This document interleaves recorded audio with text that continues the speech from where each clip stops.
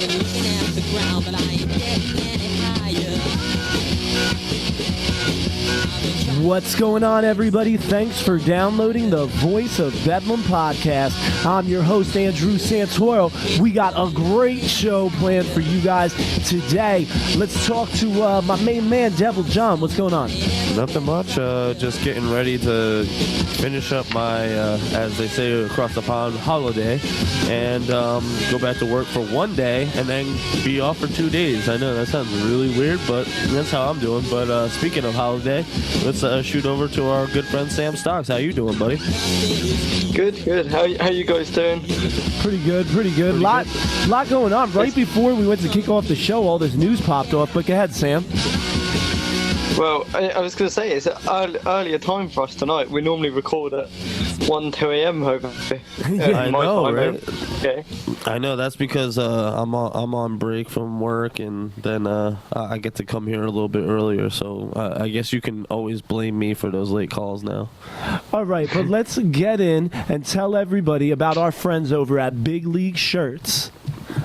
.com. Now, if you want your team to compete with flair, then look no further than BigLeagueShirts.com. They will help you push your team to the next level with high quality and personally customized jerseys. Yeah. Now, you guys got to go over to the website to customize. But John, tell them the good news. Yeah, if you hit them up today, either give them a call at 913-909-9236, or if you give them an email and let them know that Bedlam sent you, they're going to give you $50 off your order, which is quite a bit when it comes to customizing jerseys and things, because I know a lot of people, at least in my circle, that do these flag tournaments and things. But not only that, what if you're not one of those weekend warriors and you have a son or daughter that's competing? Why not be the super parent that walks out there with a customized jersey of your child's team and be a hero? So hit up BigLeagueShirts.com.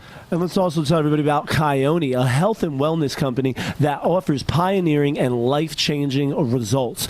Click the ad in the link below. And when you come in for a username, put in our username, Pills No More. That's Pills No More. And, no more pills. No, it's Pills No More. Pills No More? Yes, it is Pills No More. We were a little wrong last week. Oh, man. Pills No More. Pills No More. And yeah, don't forget to try out the Nitro Extreme package. So if you guys need some more energy, or if you want to help the overall condition of your health, of your heart, and your entire cardiovascular system, you guys got to go over to the link in the description and put in our code word Pills No More. Yeah, and let's do it before the weekend kicks in. Our daily breakdown.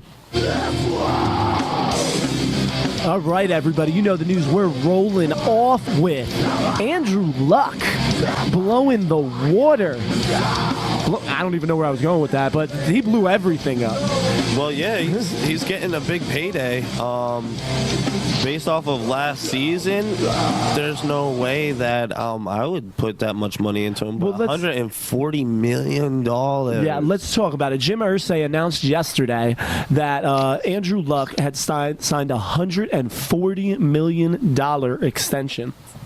According to Rappaport, the new contract includes $47 million fully guaranteed and will average $23.3 million. Now, John, you alluded to some of Luck's numbers and last year. Now, Luck, they're saying he was injured, played in 7 games, by far the worst year of his career, coming off his best year in 2014, where he threw for 40 touchdowns and 4,761 yards. AFC Championship appearance, the infamous deflate game, gets the snot kicked out of him.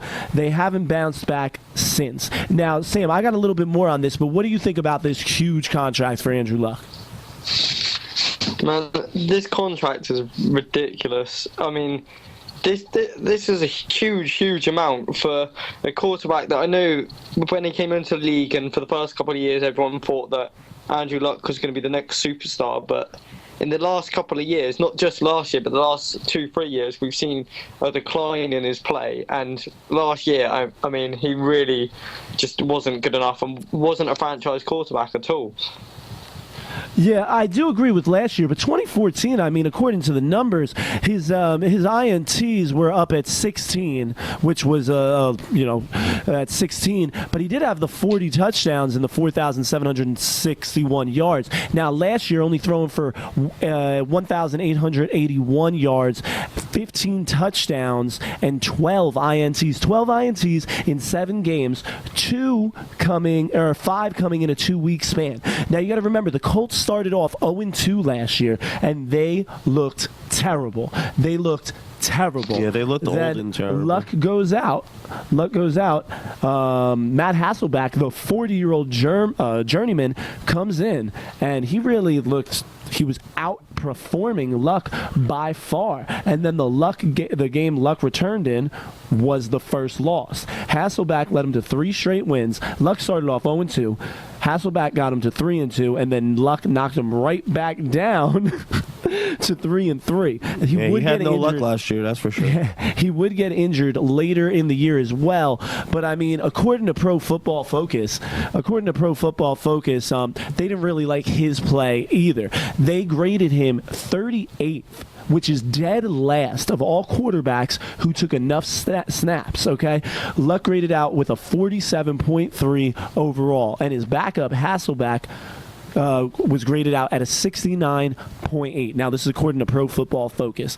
Now, that 69.8 Hasselbeck was a tie for with Stafford, who came in 21st. But listen to all these other backups and guys who were in and out all year. All these people graded out higher than Andrew Luck last year. We're talking about names like Colin Kaepernick, Matt Castle, Johnny Manziel, Ryan Mallett, Nick Foles, and Blaine Gabbert, all graded higher than the former 2012 first overall pick.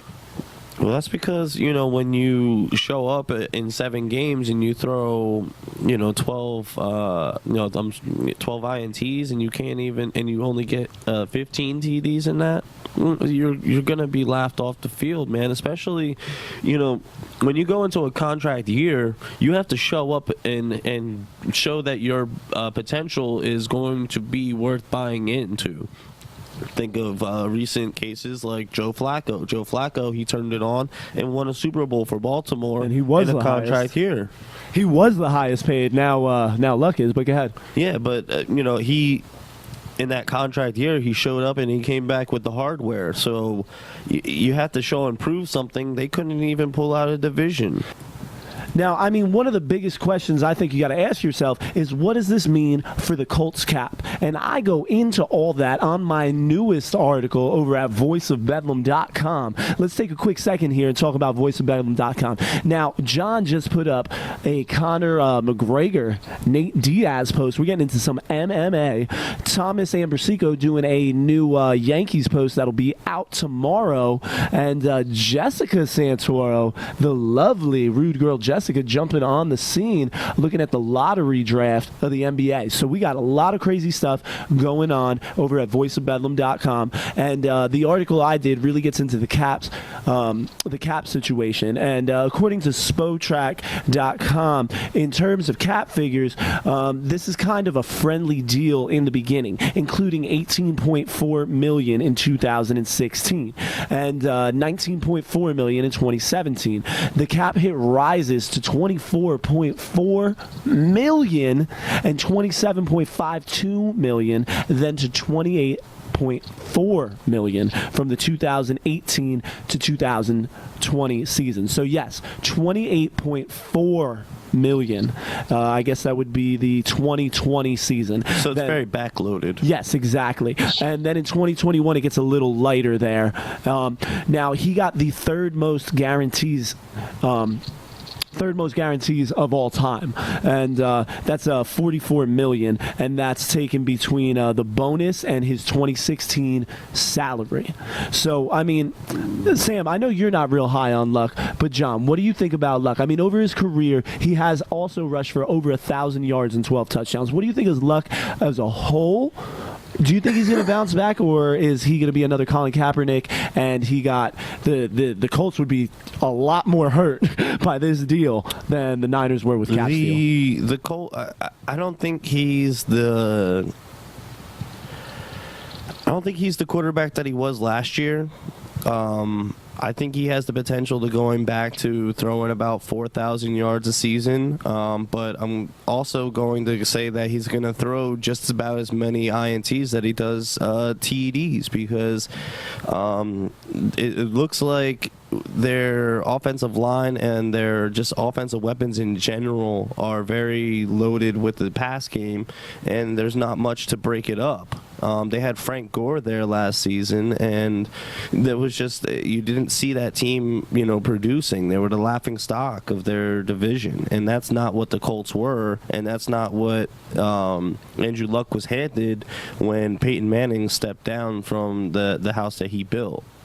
So if people are going to look to him to be the new Peyton and, rebuild the house in a sense, I don't think he's that quarterback. Is he going to be somebody that you can hang your hat on and expect a solid performance here and there? Most definitely. But he's a flawed quarterback, and the league very much knows all his flaws. And with 4 seasons under his belt, 3 full seasons and 1 half of a season, you have enough tape on the man to understand where he's come. But as you can see, though, in his stats, he's averaging around 4,000 yards a season in passing, except for last year, which he only produced half of that.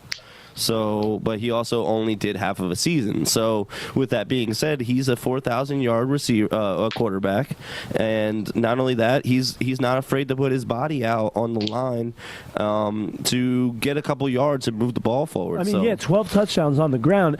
That's pretty nice. But what I really want to talk about now, if I'm a Colts fan, I have faith in Andrew Luck, and I do think he will continue to grow.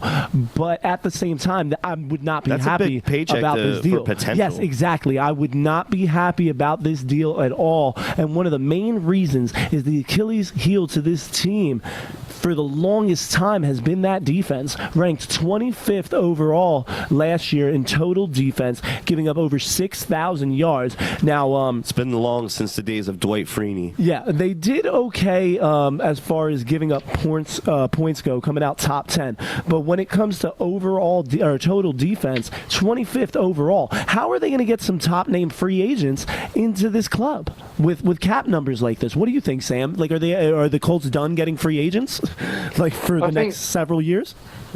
I think this just takes up too much cap room, because at the end of the day, you've got to remember that you can't give all your money, no matter how good a player, to one player. You've got to have weapons at different positions, and they're gonna have contracts coming up in the next couple of years, and over the next 3-4 years, they're going to have a lot of players that they just can't afford to pay because they've given so much of their money to Luck. And I think it might look like a good thing that they've kept him at first, but as players quickly disappear and they can't afford to pay their players, then I think it could become a real issue for the Colts. I think it's a panic move. I completely agree with Sam, but go ahead, John. I think it's a panic move as well, because, with the Fitzpatrick situation and all these other quarterbacks that were testing the market, there wasn't really much of a market for quarterbacks. There wasn't like anybody that like, hey, oh man, I got to go grab him now because he's an asset.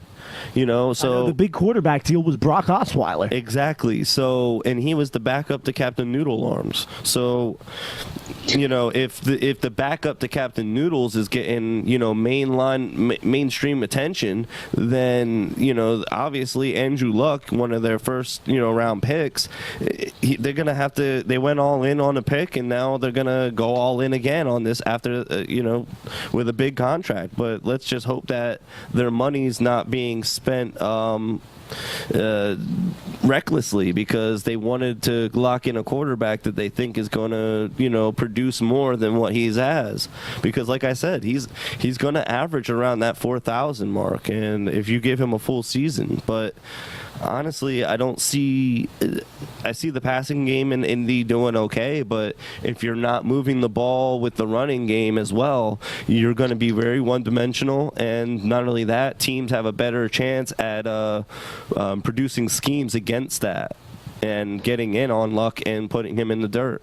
Now, in the article I did on voiceofbedlam.com, it's titled Luck's Wallet Scores Big. But I'm going to tell you guys a way your wallet could score big, and that's with newgenerationsportsapp.com. This message is all for all you sports fans and gamers. The developers of Madden, NFL, NCAA football, and NASCAR have teamed up with United Sports to create the first live sports app of its kind.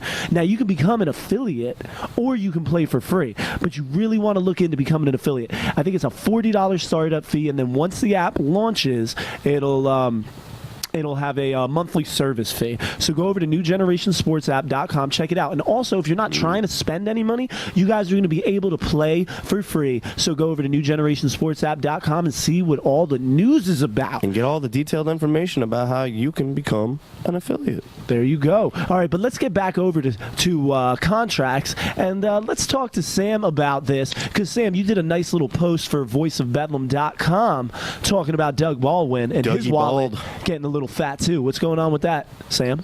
Yeah, so I've looked into this Doug Baldwin contract that I think we discussed about Doug Baldwin when we talked about my wide receivers and we played the Russell Wilson over-under.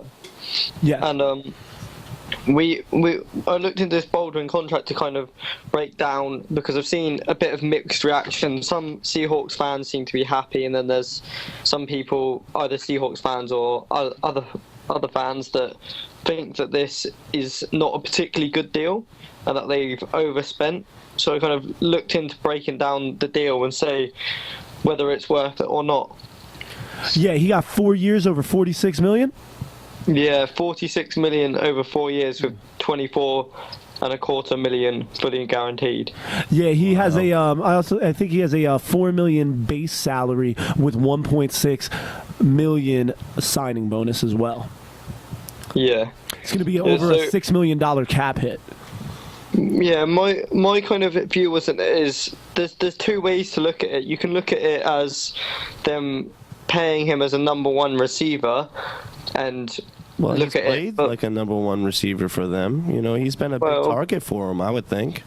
And if you look at it as a long-term deal, I think over the long term, when you could take into consideration his age and the fact that he's only had one season with 1,000 yards, it doesn't look like a great deal. But I think the Seahawks are trying to make this a bit of a tactical move to keep their Super Bowl window open with that transition in their offense to a more passing attack rather than rushing with the loss, obviously, of Marshawn Lynch. Yeah. See, now, like, Doug Baldwin, I've never been real high on him. I think he's a number 2, maybe even a number 3 if he's on any other team. But last year was the best year, yardage-wise, of his career, getting 1,069 yards and 14 TDs with 3 plays over 40 yards. He also had the coughed first up the ball once last year. It's the first time of his career, though, so I don't think we can kick him too much. But how does Doug Baldwin's contract compare to a guy like Mohamed Sanu, Sam? Well, compared to Mohamed Sanu, he's really like the epitome of a number 2 receiver, I'd say. He'd be a nice number 2 on any team. And he got 5 years, 32 million, which is significantly less, but it's not a huge difference. So even the number 2 receivers are starting to make that 5, 6, 7 million a year now. So looking at that kind of money of the up to 11 million a year for Doug Baldwin really wasn't as big a contract as it first seems when you take into consideration all the other recent contracts that have been given out. Yeah, I mean, Alan Hearns, according to your article on Voice of Bedlam, Alan Hearns got 10.1, Keenan Allen got 11 and a quarter, Demaryius Thomas over there at 14 million. So, I mean, he is in that, I don't know, I think, like, I mean, Demaryius Thomas was a little quiet last year, but Demaryius Thomas is definitely a better football player, better wide receiver than Doug Baldwin is. And, I mean, what do you think about Keenan Allen getting 11 and a quarter? Because that's right about where he is, isn't it? I think they're similar kind of players, and I'd say that he's around the same kind of level. But I'd say the advantage here for the Seahawks is in the fact that Jimmy Graham is actually kind of their number one receiver. I mean, he wasn't last year, but he had a bit of a down year, and I think a second year in that same team and learning the scheme and things could definitely change that. And the pay definitely says that he's the number one receiver, because I mean, he's Very making true, making more than Baldwin. So I think it's more of they're trying to get like a 1A and a 1B rather than a number one and a number two option, and give them those two good options to kind of open up the passing attack. And they're saving money on running back a little bit now as well. Yeah. All right, but So, go ahead, Sam. I'm sorry. Go ahead. No, I was just going to say, I think it's actually quite a smart deal that keeps their window for a Super Bowl alive for a couple more years and allows that transition into a passing offense to be a bit smoother. All right, well, one thing that could help get your transition back into the workforce a little smoother is RedInkResumes.com. We've all heard the good news about how the job market is going up, but you're not going to be able to take advantage of that if you got the same old boring resume that everybody else has. You guys got to stand out. Yes, and indeed, with the growing trends in social media, you need a resume that is going to grab the attention of your future employer and ensures that you get that job that locks down a better future for yourself. So hit up RedInkResumes.com and get your creative resume done to professional standards that get results. That's RedInkResumes.com. There you go. Stand out. You gotta have your own little niche market, just like we have. Exactly. You got to make yourself stand out. And you can't be all drop dead handsome like us. But Now let's talk about some guys. we're that are like standing out. we're like the three handsome dudes right now, and too bad people can't see Sam on the a video or anything like that. But Yeah, Sam. I've heard some lady fans say a couple little things about some of them looks you got going on there. somebody It's the accent. It's the British Yes, accent. that's probably what it is. Yeah, they all think you're 007. You know. Speaking of, did you hear my attempt with my sickly voice trying to do your accent? Yeah. I'm not sure that was a good, accurate British accent. I was off. Oh, all right. Well, I gotta work on it. Anytime your name comes up when we're not on, all of us instantly start talking in British accents. Because it sounds more sophisticated. Let's get back. All right, let's get back on topic here and talk about some players that are standing out for some bad reasons. Right before we started rolling, all these news drops were coming out. Bunch of players just got suspended. John, why don't you get things rolling off talking about these suspensions? Well, the Jets have Richardson, who pleaded guilty in January to resisting arrest, after a high-speed chase in July of 2015. With the minor, a gun, and weed. Correct. So he avoided jail time, but was sentenced to 2 years of probation and 100 hours of community service. All right, 4 traffic violations with fines totaling $1,000 and $1,050. How did he get out of this? How did he get out of this? When this got reported, it was said they're driving at high speeds with a minor, a gun, and the car reeking of marijuana. How did he get away with this? This is nothing. $1,000 fine. Yeah. I'm not saying that. I'm not saying that there needs to be. I'm not going to get into the whole political side, but this just seems like he got away with nothing. But that's not all. That's not all. But he also, let's not forget that last year he missed 4 games for substance abuse. Now it looks like he's going to be missing some more time this year as well. So, that's back-to-back years that one of their top performing players who played 11 games and finished out with 35 tackles last year. And not only that, only attributed 5 sacks to that team. So what's the future looking like for this former first-round 2013 pick? Well, I'm going to see if you guys remember a guy named Will Hill. All right, he was a safety for the Giants. Yeah. Then he went over to the Ravens. Now, I don't remember if he was a late draft pick or undrafted, but he fell because of his off-the-field stuff. He has been suspended more than he has played now. And he's also, I don't think he's going to be on the Ravens anymore. I'm not sure on that. I don't know the status. But, I mean, that's why the Giants cut him, and the Giants have been dead at safety ever since. Is Richardson going to suffer the same fate if he doesn't change his ways, Sam? I think this whole story is just a crazy mess. I mean, it sounds like he seriously needs to get his act together, because compared to some of these players who seem to spend their off season working incredibly hard and like commit a lot of their time to their own time training and getting better. It seems like every second he's away from the field, he's doing something that he shouldn't be and getting himself in trouble somehow.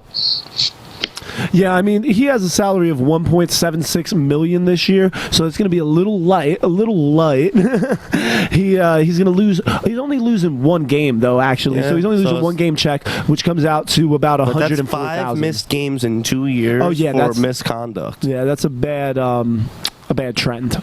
Yeah, if you're missing games out of each year, like granted it's just one game, but that one game then could be the potential of your New York Jets losing out on a playoff win, especially in that division. Well, he will be back for division opponent Buffalo September 15th on a Thursday night primetime So he gets game. primetime lights when he comes and back. that'll be all the news. Let's see. Let's see if he smokes on the way in. I think crucially, when you come to a contract negotiation, this is the kind of thing that will hurt him badly, and it will be likely that they just want to cut ties with him and move on rather than pay someone big money. If they're just going to have a negative impact in the building and in the media, they're going to bring like negative attention to the team. Now, what about Mo Wilkerson? They're not even trying to pay Mo Wilkerson. You know what I mean? And I think he is one of the top performers on that. Yeah. He did get the franchise tag. He feels like he's getting ripped off, and I think he is too. So I can't see, and he doesn't have off the field problems. Do you know what I mean? I can't see Sheldon Richardson really making noise with the Jets during when he hits his contract up. Yeah. But you know what? Speaking of repeat offenders, it looks like the Dallas Cowboys have another problem by the name of Rolando McClain this year, who is now going to be suspended to the start of the season. But this time, that's 10 games this season he's going to be suspended for Back-to-back violating substance abuse. Yep, substance abuse policy violation. Now, I mean, the Cowboys are really in some trouble with their defense. I mean, they did pick up Jalen Smith, but who really knows what's going to happen with that knee? And Sean Lee is also out with surgery. And Sam, do the Cowboys get anybody else suspended today? Well, they haven't had a great time because the Marcus Lawrence appeal was also denied today, so he's also out for the first 4 games, which means a lot of that front seven in their defense there is just missing for the first 4 games or more in some cases, as Rolando McClain. And I think this is really going to hurt them to start off the season when their defense is already the concern, and now they seem to be missing a lot of key players and potential starters. See, isn't it weird that I predicted that this was going to be the big weakness with the Cowboys? When Yeah, I think you were talking more about the offense, but yeah. I said the holes on the defense were going to be their biggest downfall. Oh, no, but I thought you were talking about the injuries. But go ahead. Oh, no, I'm just saying that, like, the Cowboys, because of the holes that they have, and now that the holes that they've created with all these suspensions, it's going to be a rocky start for them. And not only that, we're going to see how well their depth chart is, because certain teams have bounced back from adversity like this, but not many. And this is going to be a test to see what kind of team the Cowboys are going to be, especially when their 2 major leaders of offense come back to the field and then have to rely on moving the ball consistently, because that defense isn't going to be able to keep the points off the board. See, now, if the Cowboys were to cut McClain because he's been suspended for 10 games, they're pretty much going to lose out on the $750,000 signing bonus they gave him in March. But if he remains on the team, they could recoup the money, because suspensions violate things like that. And so it seems like he'll be staying on the team. But, I mean, and either way, they're not as talented without McClain.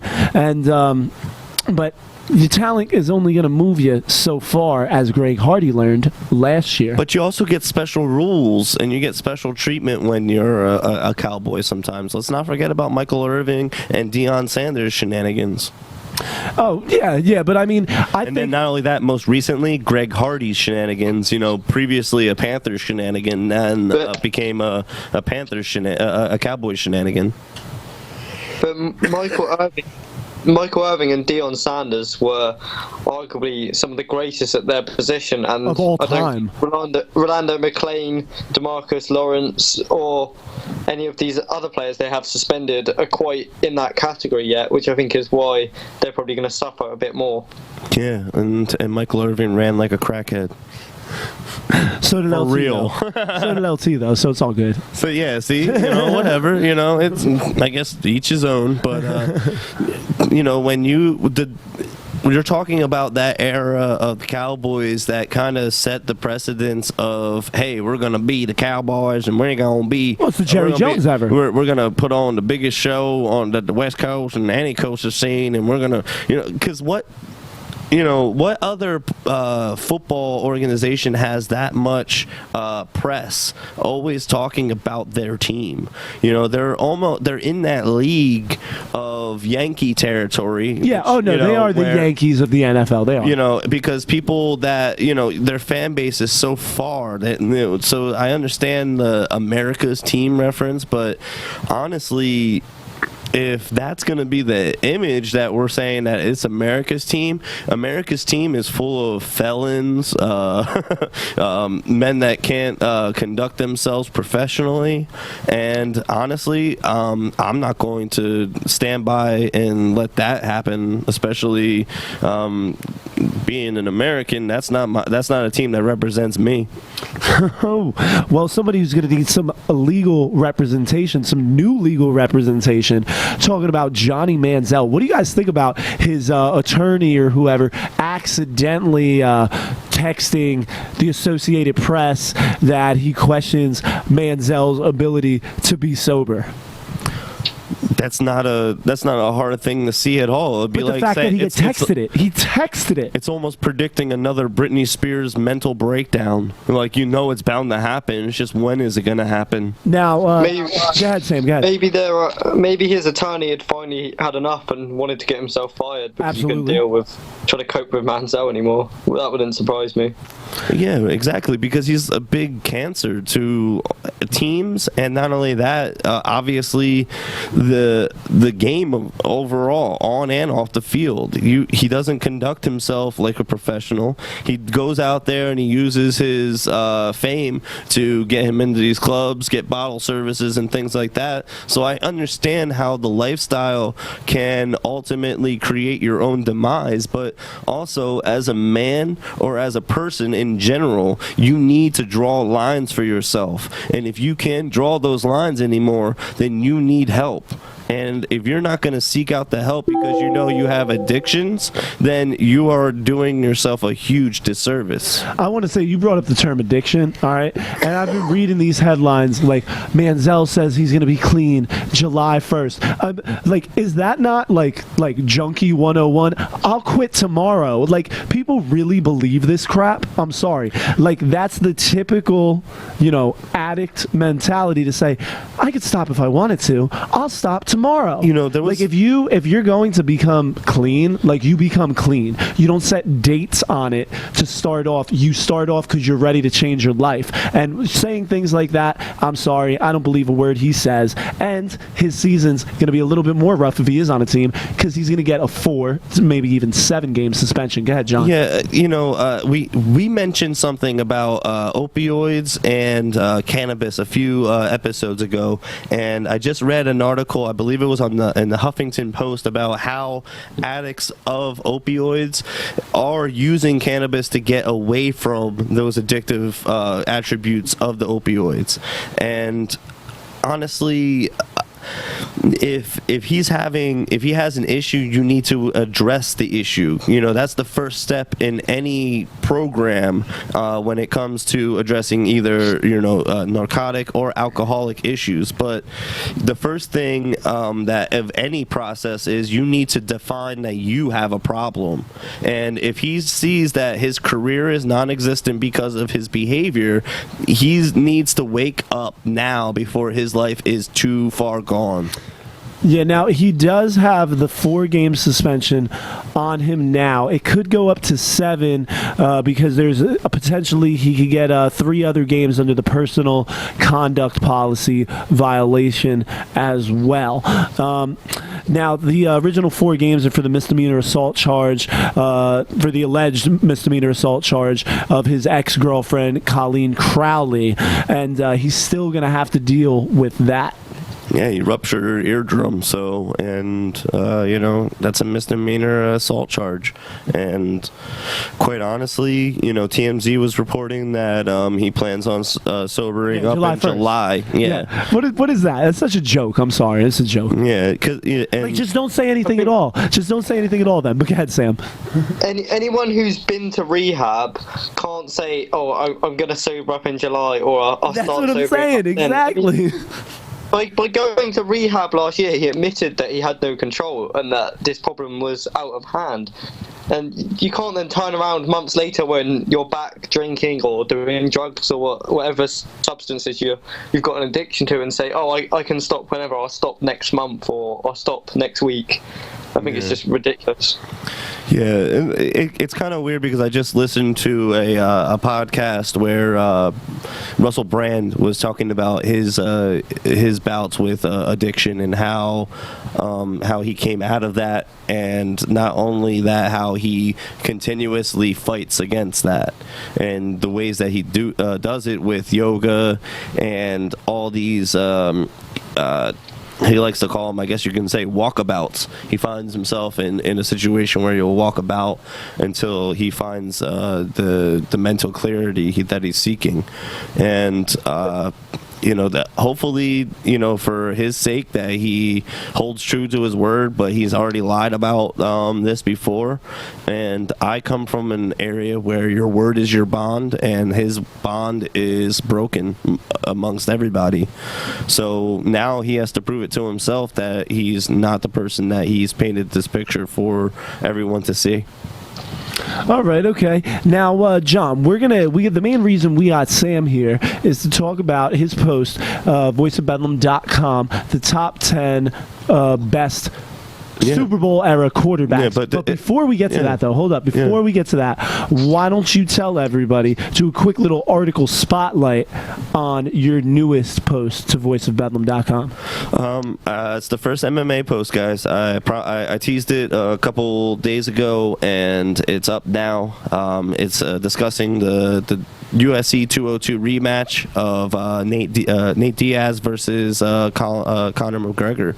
And honestly, just to kind of sum it up for you, I talked about how he lost in 192 with that rear naked choke. And if you look at the article, there's a nice picture of that rear naked choke. Yep. But obviously, Nate Diaz walked out of that fight with a lot of black eyes and a lot of bruised faces. Oh yeah, he was beaten bloody, man. That was a fight. It was a slugfest by definition. And honestly, McGregor's out there talking a lot of crap out there, saying as he always does, saying that he doesn't have a southpaw in his camp, which is completely reckless of a statement to say.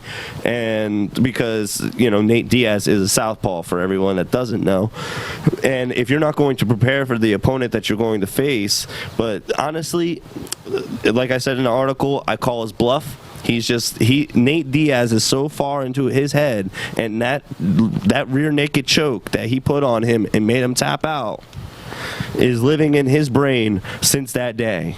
And the only way that he's going to try to deflect his inner feelings is by saying these things. And honestly, August 20th is not coming soon enough, and I want to see these guys slug it out, because I'm going on record and saying this is going to be the fight of the year. Now, what are we going to do? I mean, another fallen champion has yet to show her face. What's going on with Ronda Rousey? What do you think? Oh, well, she was in depression right after the fight well. And she was, I believe it was on the Ellen show that she actually came out and admitted to that depression. And I guess her boyfriend or fiance, was there, and she said that, and then she started breaking down and crying, and she's like, you're you're my future, and we're gonna have babies. She's talking about and getting out of things. fighting, period. Yeah, well, She wants to get into acting. she's because saying. well, the whole thing is this, and the same thing happened to Brock Lesnar. Brock Lesnar, who was a NCAA world champion wrestler, went to WWE to basically be an actor, you know, and fake fighting, and then he goes to the UFC and finally gets himself handed to him. See, I had to correct myself there in the middle. I almost cursed because Cain Velasquez, put him in his place, and he's a big dude, and he's coming back. But I just this new recent trend of, I guess you could say, sub-market fighting, either it be underground fighters like Kimbo Slice, who recently passed away, rest in peace. But when he came in, he found out the hard way that MMA is not something that you just pick up and then get into a ring with. It's like, I'm a slugger, I can fight. Yeah, but if your jiu-jitsu game isn't on point, you're gonna get choked out. He started out 3-0, and then he was supposed to fight Shamrock, and Shamrock got his eyebrow busted open by his trainer before the fight. Who was it that came out, kicked him in the face? Dude backs up, kicks him in the face right there, knocked him out first time. Who was that? He won the Ultimate Fighter. He wasn't even scheduled for the bout. I believe he also lost to Randy Couture as well. Yeah, I don't think he ever did. I think that's like his big thing when he kicked Kimbo Slice in the face in like 3 seconds. But back to what I was saying, Miesha Tate is holding the belt right now, and Holly Holm is a really good contender. I didn't think Holly Holmes had a chance against Rousey, man. I didn't, and wow. That kickboxing background goes a long way. She's so lanky. That reach is ridiculous. Yeah, if you're gonna, it's like watching like the female Spider Silva. Is basically like that, because he would throw out those kicks and you wouldn't even expect it, and then all of a sudden you're laying on the ground, and Herb Dean's coming over saying it's over. So Sam, you into any MMA?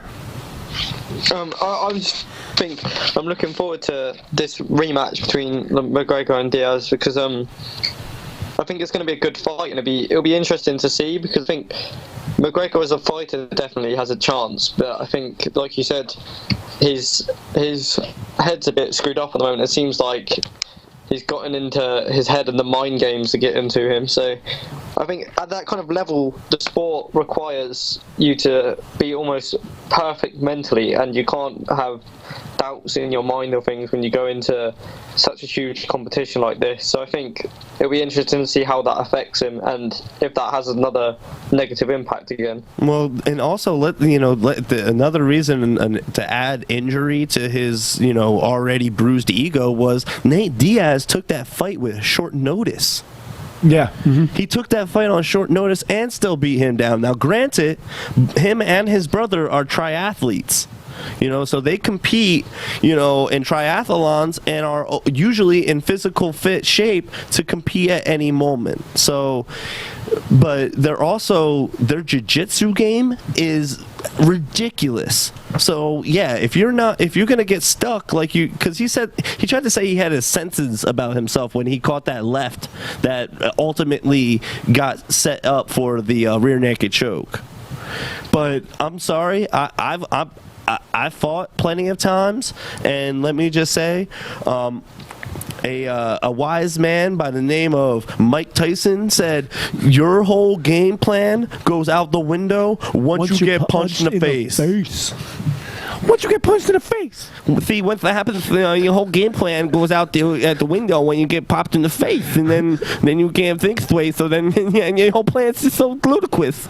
Now we're gonna kick it back over to Sam, getting it back on the gridiron. But before we get there, let's tell you guys about Podbean.com. If you guys are trying to get your own podcast up and running off the ground, there's no better place than Podbean.com. That's where this podcast is hosted. Where we're going?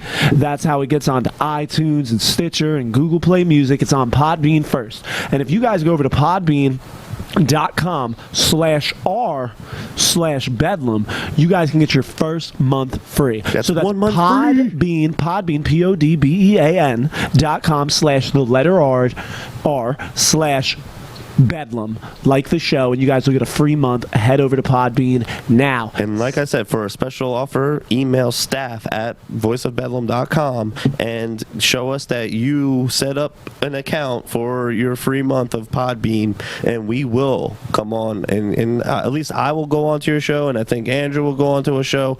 We'll offer that up to you as a special additional gift to you for signing up and giving Podbean a chance. Now, John, I got some bad news for you, man. What? Jessica is talking about doing a podcast, and she thinks she might want to make it about makeup. So, if Why Jessica not? was to use the podbean.com/r/bedlam link, I think you're going to be on the makeup show, my man. Well, I was a new metal fan back in the day. Oh, yeah, so, yeah, you were wearing some white makeup? So wearing the black eyeliner and the black. I'm not gonna lie, I was that Hot crap. Topic kid. And crap. But Sam, take it over to the gridiron. Let's hear this top 10. All right, I'll start with 1 and go through 10. I'll give you guys the order, and then we see what you guys think. So, from my number 1 quarterback of the Super Bowl era, I had Tom Brady, then Joe Montana, Oh, go ahead. What are Brett you Favre. doing? Let him run through it. Peyton Manning, Dan Marino, John Elway, Ben Roethlisberger, Roger Staubach, Kurt Warner, and Kenny Stabler in at 10. I'm going to tell you this. Yo. The only thing I heard was Brady 1, Montana 2, and I Yeah. completely lost the Oh, rest. man, dude, what? I mean, I will. Well, he finally got the Raider in. Kenny Stabler, the Snake, Raiders Super Bowl quarterback playing under Madden. Raider finally getting onto Sam's top 10. Yeah, that honestly, I'm glad that you put the Snake on the list, but So am I. honestly, when you're saying top 10 quarterbacks, I don't know, man. Tom Brady being number 1. I'm dead against it. And it's not good. I think Tom Brady might be. I mean, Tom Brady's definitely top 5, but to me, Joe Montana is 1 and 1 alone. Yeah, if you're putting him on top, you're definitely a little too cuckoo for Cocoa Puffs. Ooh, defend yourself, Sam. Why is Brady Yeah, why is valued Brady over number 1? Montana? I mean, we've never seen a quarterback like Brady, and I think he's gonna prove over the next couple of years with a couple more amazing seasons that he really is the true MVP. I mean, him and Montana both have the 4 Super Bowl rings, which helps him, but Brady has far 6 superior. appearances. Brady has the 6 appearances. Yeah, he has the 6 appearances, and he has the passing numbers that just beat almost most people on this list, except from a few. And he's also the way he's just dominated that division with, I think it's something 11 divisional titles and a 22-9 record in the postseason and the 6 Super Bowl appearances. How often have we seen a quarterback that, I mean, over his career, he's made it to the Super Bowl almost every other year? Now, Honestly, I have a quick question for you, and I'm sorry to cut you off, Andrew. The Ben Rapelessberger's on the list. All right, now, like, what are you doing here, man? Like, is it because he has 2 bowls, or like, where's the justification of that? And if you had to take him off, okay, not saying that you have to take him off, but let's say you had to take him off the list, who would you put in his place? Well, I think Roethlisberger is one of those quarterbacks that is gonna definitely secure a place in this top 10. So, I think. But what about for me, Terry he makes- Bradshaw? what about Johnny Well, U? Terry Bradshaw was kind of carried, wasn't a great quarterback. Yeah, with a Terry. lot of Yeah, they didn't even think he receptions. was smart enough to play the game at first. He was really on a good team. I'll agree with you there. But what about Johnny U? Yeah, John Unitas. Yeah, Johnny Unitas was a tough one to leave off, and I mean, he is definitely up there. But I think it's hard sometimes to compare when you look at the passing statistics to the quarterbacks from the kind of 70s, 80s, and then the quarterbacks today. It's a different game. You got one of the 49ers that I would have expected on the list, but you left Steve Young off that list. Is I there would a have left reason him why? off too. But go ahead, Sam. I I'd was have going to left him say, off too. if I had to choose one person, it would have been Steve Young that I would put on this list. If I had to drop someone and put someone else on, I think Steve Young was kind of the next person. And I think he was close, but he was on some very good teams, and he had obviously some great players around He him had and some stuff. big shoes to fill after Montana went to. He had that monkey to, on his back. Yeah, The Chiefs. Yeah, the Chiefs. He was a chef. Yeah, I think it's definitely a tough one, but for me, I think Roethlisberger just gets it over him, and I also think the likes of the others on this list, like Kenny Stabler and Kurt Warner, they've kind of done it with less around them than that 49ers team that had only just recently gone to Super Bowls and won Super Bowls, and he kind of came into a team that was already set up to win.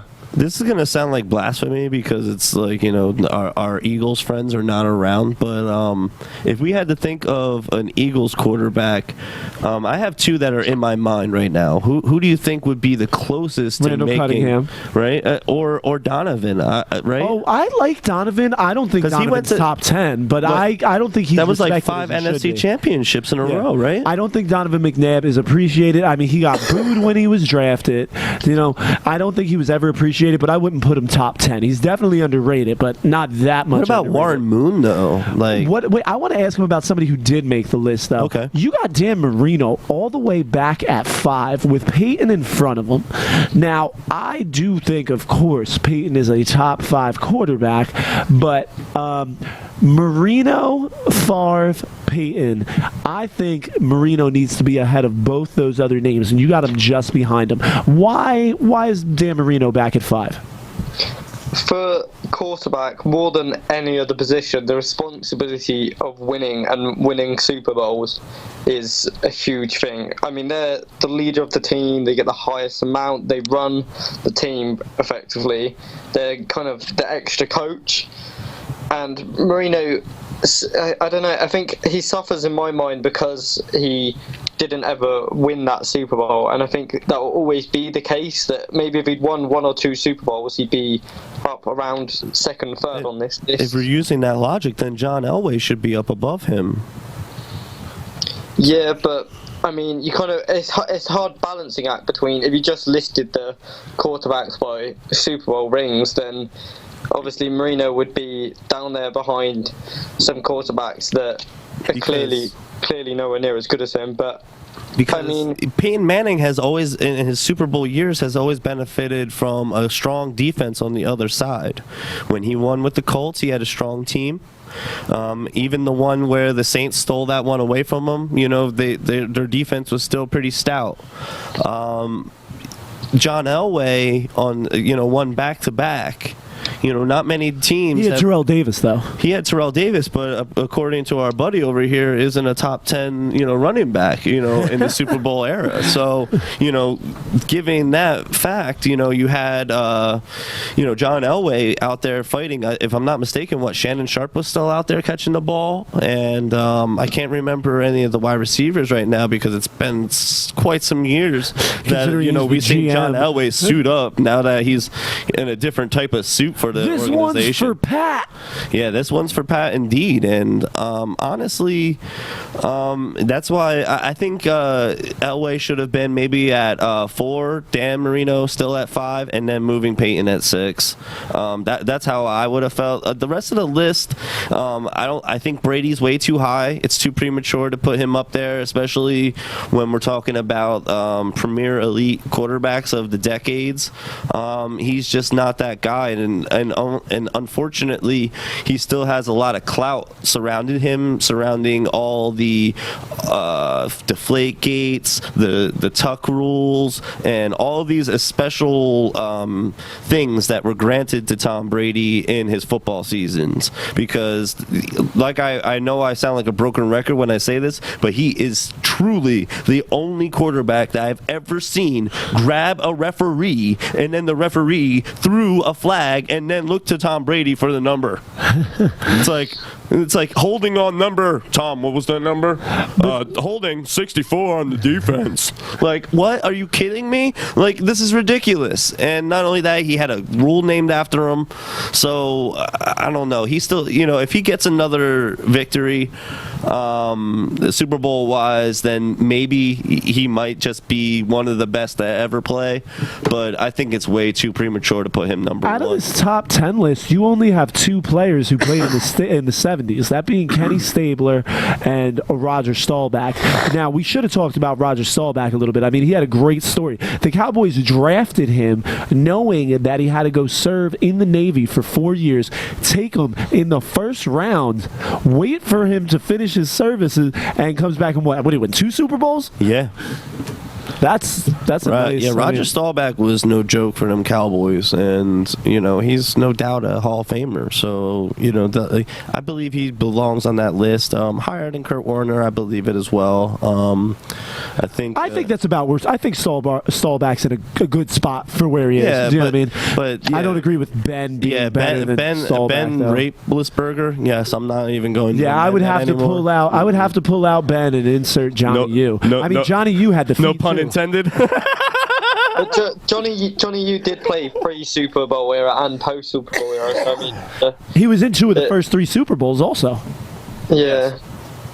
I mean, on the wrong end of the stick in both of those Super Bowls, but one against Green Bay, one against the Raiders, was it? Yeah, because the Colts were NFC back then, huh? Yeah. NFL, whatever. Yeah, but yeah, because it was he lost Super Bowl 1 against Bart Starr and the Packers, and then Super Bowl 3 with Madden. No, Super Bowl 3 against the Jets. Super Bowl 3 against the Jets in Namath. Yeah, that Broadway Joe not being on there, I could see But that. he didn't have numbers that really jumped. True. He was more of a personality, Yeah. a good poster boy, and he guaranteed the Super Bowl, a game that he I didn't think really Steve put up Young big should have numbers been in. on there minus Roethlisberger, and if we took Tom Brady and put him down in a realistic number of maybe 7 or 8 right now, that would probably be befitting because he still has a couple more years. He still has about maybe 5 more years to go. I don't know. I hate to say it. I really do.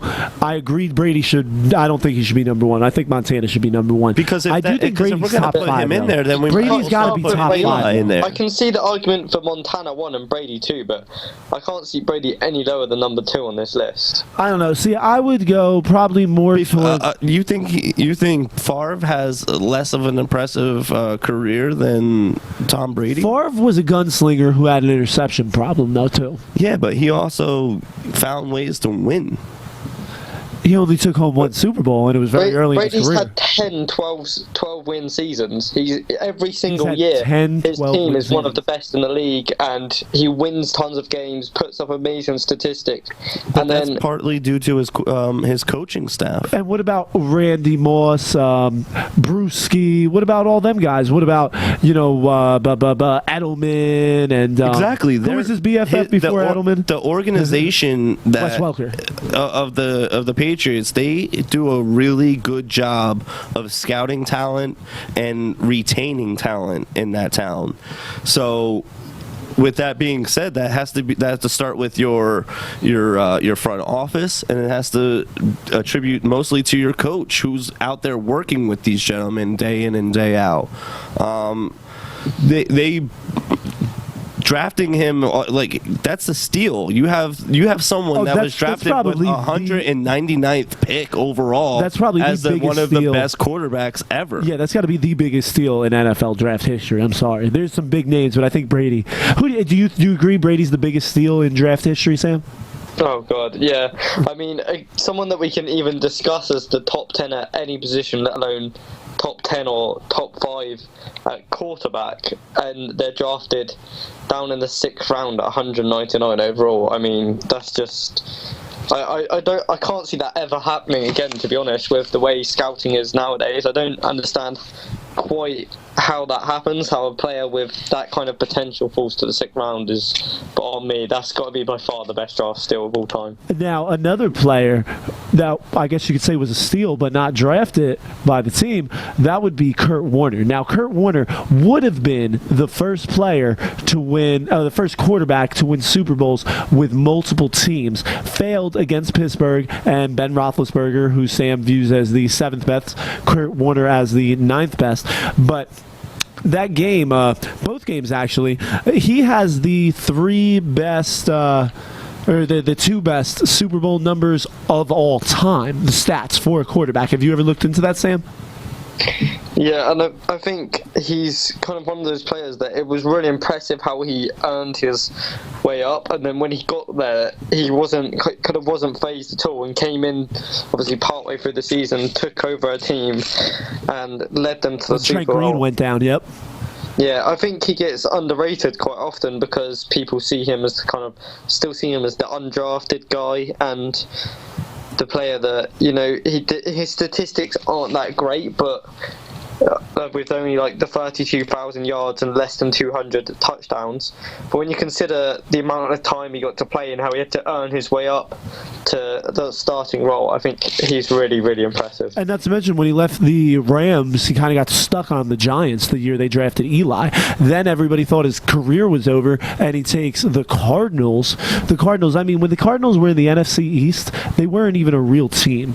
They go out to Arizona. They got Kurt Warner out there playing with his two gloves, like 90 years old, flinging the ball around. They were an aerial assault. Not just an aerial attack. They were an aerial assault. Fitzgerald was young, so you know what I mean? That's when Baldwin was on fire. That was a really nice team, and it looked like they were going to win the game. And then now you look back, and that halftime, last second, Harrison interception return. That was really a game changer. There's one name though that and it came like right into me, and I had to look up some of his stats while you guys were talking. Jeff Hostetler. Really? Because he went to the Raiders. That's why you're bringing up Hostetler. No. He had that Super Bowl win with your Giants. Oh, believe me, I'm well aware of that. He came in Week 13. The Giants, I don't remember their exact record, but the Giants were double-digit wins. Sims goes down. Hostetler comes in. Hampton gets hurt. Otis Anderson, Super Bowl MVP. Giants just playing keep away. That's the game with the missed field goal. And Giants just playing keep away. That was the most time of possession a team had in the Super Bowl of all time. They basically, even though defense was the Giants' strong suit, the defense didn't see the field that much. They were playing against the number one offense with Jim Kelly and the Buffalo Bills, number one offense. Giants had the number one defense. Jeff Hostetler, I mean, he handed off the ball a lot, but Jeff Hostetler had a great career. But I don't think he's a top 10 quarterback of all time. Yeah, I was just thinking of an honorable mention type of people because I was like, hey, I mean, for any backup to do what he did, he could have been a starter on any other team. So could have the third string quarterback. But the reason why I brought him up like that is because Mr. Tom Brady was a backup to Mr. Drew Bledsoe. Yes, and then Bledsoe went down. Yep, and then he took over. Brady came in. So, yeah. See, guys, I do know a little bit about foosball. You playing the foosball behind my back? You playing the foosball behind my back, Bobby? All right, Sam. I mean, we argued with you a lot on this one. This was the first time. This is the first time he puts a Raider on, and it was the first time we didn't argue the first pick. With the people he said, now you said Jerry Rice for wide receivers. For running backs, you said, who'd you say, Sweetness? Yeah, and we didn't argue about either one of them, but we both kind of threw a temper tantrum over Brady. Did sneak in the snake. The snake snuck in. Yeah. The slippery snake. Well, I think his most impressive statistic is that 103 passer rating in the 1976 season, and kind of had that 90-plus passer rating for most of his career, which is just incredible when you consider. I mean, nowadays that's not particularly impressive, but in the era where it was a totally different game with the passing and cornerbacks all over receivers, all down the field. To have 100 passer rating in that era was incredible. Now, I mean, Stabler was also known for his off-the-field persona, where he enjoyed the company of the ladies and the cheerleaders, and he bit of an alcoholic, bit of a partier, and he was missing 20 minutes before the team took the Super Bowl field. How befitting I'm wearing the Alcoholica shirt. Nobody knew where the quarterback was, and he comes out and wins the game. Missing. They were saying, you hear the players nowadays when you see the NFL films, they were like, he's hungover. I don't know if he's drunk from the night before, but he's not right. And he just, I mean, Interesting But story. you know what? Them Raiders always got the job done, though. Even being the unruly gentlemen that they will be in the past. Nah, everything needs a villain. I love the Raiders as a villain. I think they're perfect for the NFL. You need that everywhere. Well, yeah, Al Davis definitely turned it on when it came to controversy, and it made a lot of people grit their teeth. And I'm sure that Mr. Jerry Jones is trying his best to fill in those shoes. All right. Well, I guess we're going to have to get out of here to close up this week. Real glad Sam was able to come on. This kid's, you're actually getting off, what is it, 12:21 there, 12:30 in the morning, right, Sam? 11:20 now. 11:20. All right. Well, thanks for staying up late with us, man. But let's talk about a couple more things. Like we said, you guys have got to check out voiceofbedlam.com. Check out all the posts, doing all sports now. A lot of things growing, a lot of things changing. We are going to have a date for our fantasy football extravaganza being held at Mother's Bar and Grill in the Circle in Easton sometime in August. We're going to have a lot of good things going on there. And remember, email staff@voiceofbedlam.com if you guys want to jump on the league. We're all there. There are a few more spots. It's going to be a bigger league if we fill those About few 20 spots. people. But we got a few spots left, so hurry up. Email staff@voiceofbedlam.com. Check out voiceofbedlam.com. Read all the posts. Check out the Facebook. And don't forget your shekels. Check out the Facebook, facebook.com/VOBpod. Hit me up at Andrew Bedlam for Sam on the phones, Devil John on the board, and me, Andrew Bedlam, the host. We're getting the hell out of here. You said my dad